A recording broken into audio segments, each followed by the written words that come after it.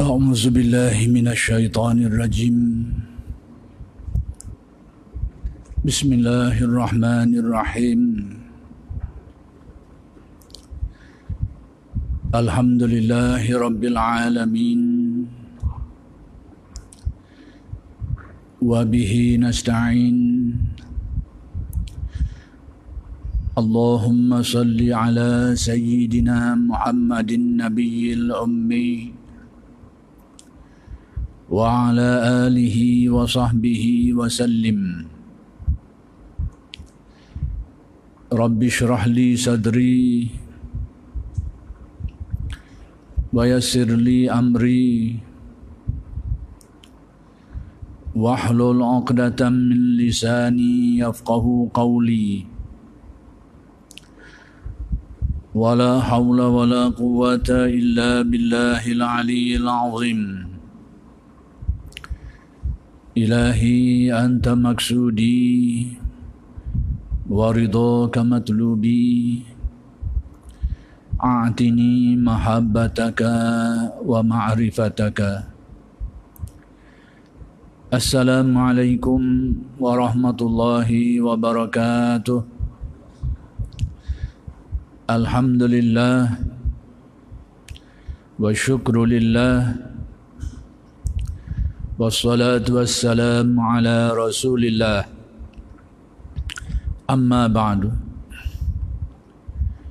Kita bersyukur kehadrat Allah Subhanahu wa ta'ala yang telah mengurniakan kepada kita nikmat-nikmat yang sangat banyak zahir dan batin. Mudah-mudahan segala nikmat-nikmat itu sentiasa berterusan dikurniakan kepada kita semua. Dan pada malam ini insya-Allah akan diteruskan pengajian kitab Al-Hikam karya Syekh Ahmad ibn Athaillah Al-Iskandari radhiyallahu anhu. Kalam hikmat yang ingin disambung huraiannya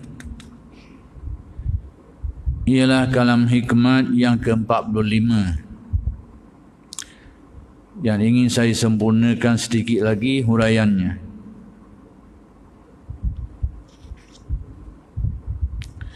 Yaitu kata-kata Syekh Ibn Atha,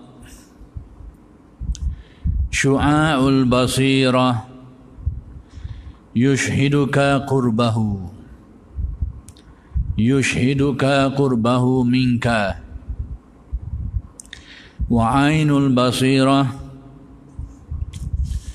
yushhiduka 'adamaka liwujudihi wa haqqul basirah yushhiduka wujudahu la adamaka wala wujudaka. Jadi kalam hikmat Syekh Ibn Atha yang ke-45 ni, Syekh Ibn Atha nak menyatakan tentang tahapan kedudukan kerohanian seseorang itu dalam hubungannya dengan Allah Subhanahu wa ta'ala. Dalam Usuluddin, berdasarkan akidah Ahlus Sunnah wal Jamaah, kita mengetahui bahawa iman manusia itu boleh bertambah dan boleh berkurang. Yazidu wa yankus. Jadi ini adalah sesuatu yang sudah ditetapkan di dalam akidah Ahlus Sunnah wal Jamaah, bahawa iman manusia ni boleh bertambah, boleh berkurang.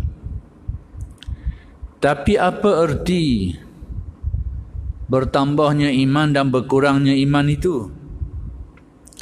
Apakah bertambah dari segi pengetahuan tentang iman itu, atau bertambah dari segi keyakinan-keyakinan baru yang dihasilkan atau bagaimana? Jadi bertambah dan berkurangnya iman ini tidak melibatkan keyakinan-keyakinan baru. Dalam keyakinan kita yang menjadi dasar, yang menjadi asas kepada iman kita itu percaya kepada 6 rukun iman. Jadi bila iman itu bertambah, rukun iman tidak akan menjadi 7, 8 atau sebagainya. Demikian juga bila iman itu berkurang, tidaklah bererti rukun iman itu menjadi 5, menjadi 4 dan sebagainya. Sebab bertambah dan berkurangnya iman itu tidak melibatkan pertambahan rukun-rukunnya. Itu bukan sudut bertambah dan berkurangnya iman. Rukunnya tetap sama. Pengetahuan tentang iman tetap sama. Tetapi pertambahan dan pengurangan iman itu berlaku dari sudut-sudut tertentu. Ulama usuluddin tidak membahaskan secara panjang lebar dalam perkara ini. Mereka tidak menghuraikan secara yang mendetail, secara terperinci dalam bab bertambah dan berkurangnya iman.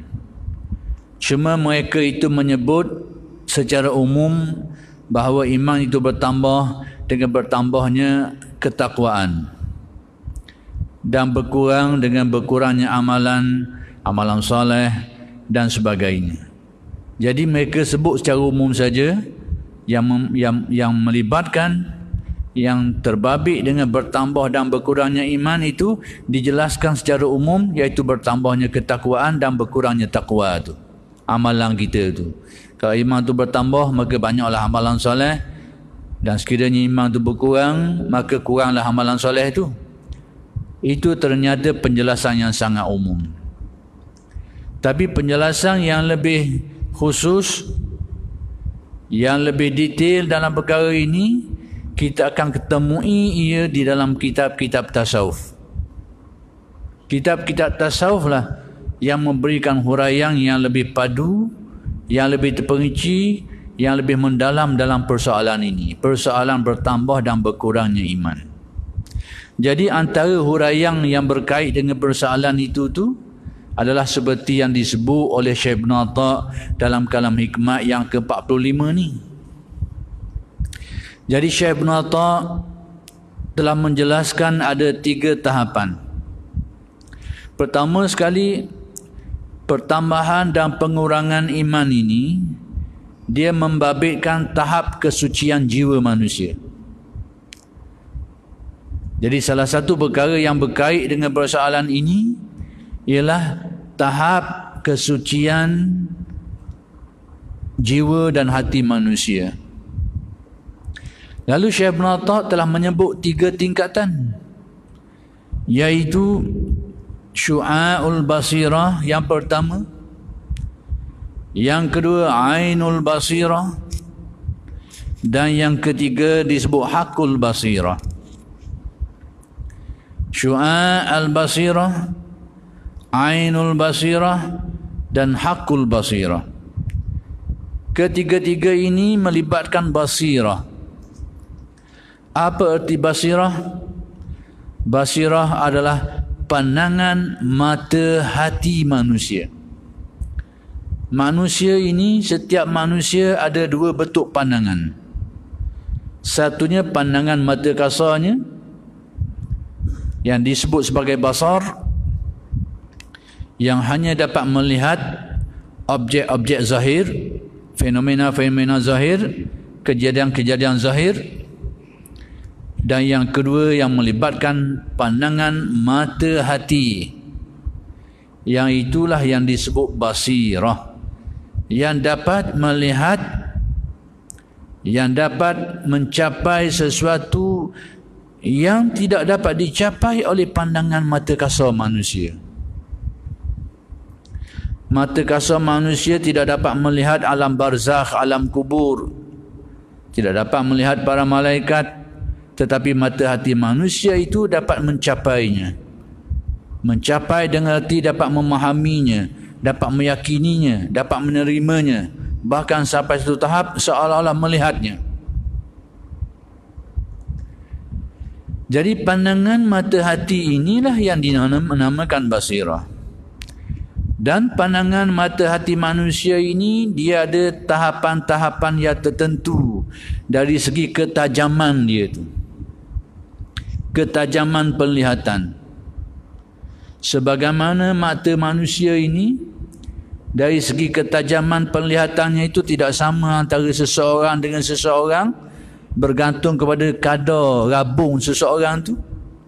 Maka demikian juga mata hati manusia ini, dia ada tahap-tahap ketajaman penglihatannya. Orang yang mata dia rabung sikit, melihat sesuatu benda tu kadang-kadang kelabu. Yang rabung lebih sikit, berat lagi pandangan dia. Yang molek pandangannya, terang dan jelas pandangannya. Bergantung kepada tahap penyakit yang ada pada mata manusia itu. Jadi demikian juga pandangan mata hati yang dinamakan basirah ni. Ada tahapan-tahapan kesucian dia tu, ketajaman pandangannya. Maka Syekh Ibn Atta' mengkelaskan 3 kelas. Syu'a' al-basirah, kemudian tinggi lagi ainul basirah, tinggi lagi hakul basirah. Baik.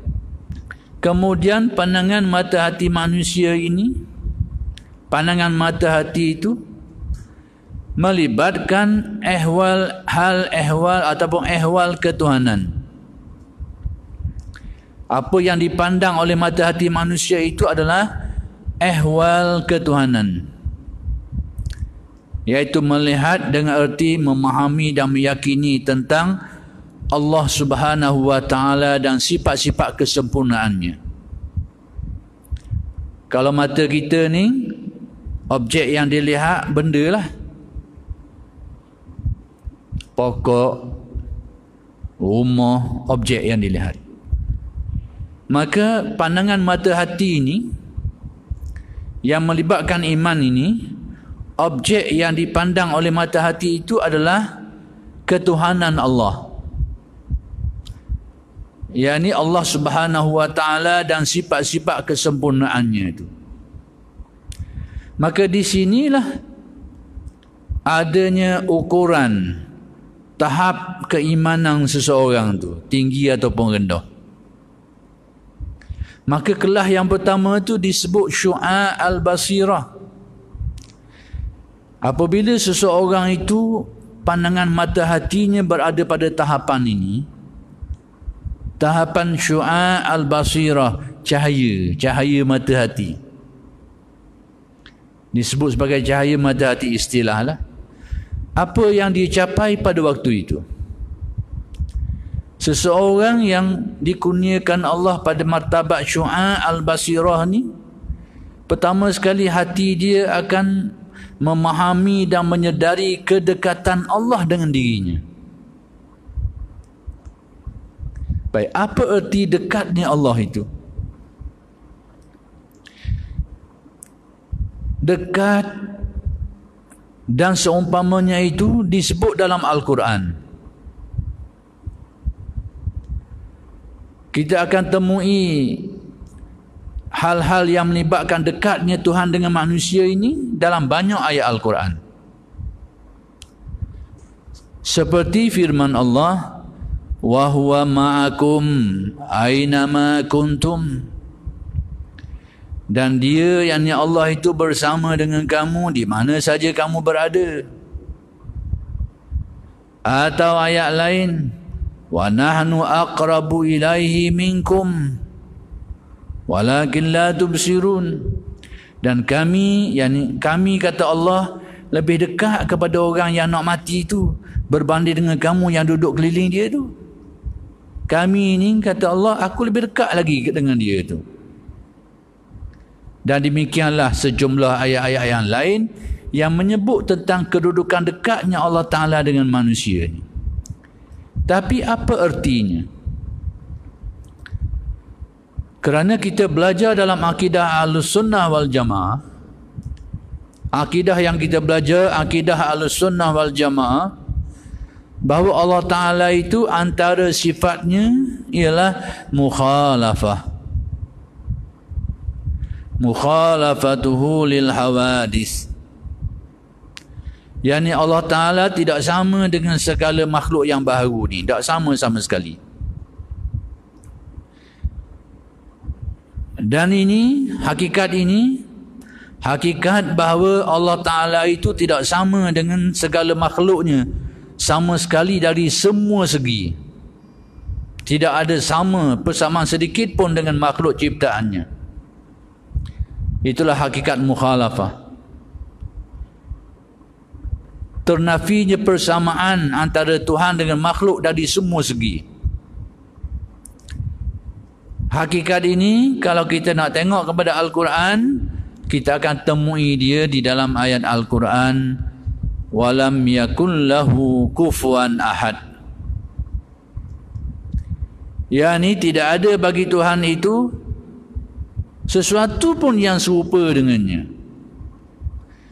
Atau juga di dalam firman Allah, laisa kamislihi syai'un wa huwas samiul basir. Tidak ada sesuatu yang seumpama dengannya. Dialah yang maha mendengar lagi maha melihat. Jadi dari sinilah, dari ayat-ayat inilah, maka kita akidah Ahlussunnah wal Jamaah menetapkan Allah Ta'ala itu bersifat mukhalafah. Tidak menyerupai dengan suatu bentuk keserupaan pun dengan mana-mana makhluk sekalipun. Inilah yang disebut sebagai kemahasucian Allah. Maha suci Allah Ta'ala itu daripada memiliki keserupaan dengan makhluk ciptaannya. Jadi inilah pegangan akidah kita, Ahlussunnah wal Jamaah. Kalau makhluk itu ada rupa bentuk, maka Allah Ta'ala tidak seperti itu. Kalau makhluk itu ada tempatnya, ada arahnya, maka Allah Ta'ala tidak seperti itu. Maka demikianlah segala makhluk dan ciri-cirinya itu, maka Allah Ta'ala tidak seperti itu. Inilah perkara yang perlu kita pegang baik-baik. Dan hari ini aspek inilah yang cuba diganggu. Aspek inilah yang cuba dirosakkan pemikirannya, kefahamannya. Ajaran-ajaran baru, ajaran yang bukan baru, yang sebenarnya ajaran lama tapi berulang-alik keluar masuk. Dibawa masuk yang cuba untuk merubah keyakinan kita berdasarkan akidah Ahlussunnah wal Jamaah yang antara sifatnya Allah Ta'ala itu bersifat mukhalafah, cuba diubah, diajar dengan ajaran baru bahawa Tuhan itu ada tempatnya di situ di sini. Dan sangat berbahaya keyakinan ini. Baik, sekarang berbalik kepada persoalan asal yang kita bahaskan. Allah Ta'ala itu bersifat mukhalafah, tidak menyerupai makhluknya.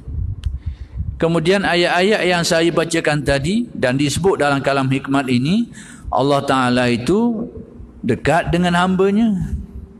Bila sebut dekat, bahasa kita, maka ia berkait dengan tempat. Bersama dengan makhluknya, dekat dengan makhluknya. Jadi dari perkataan itu dia memberi faham tempat.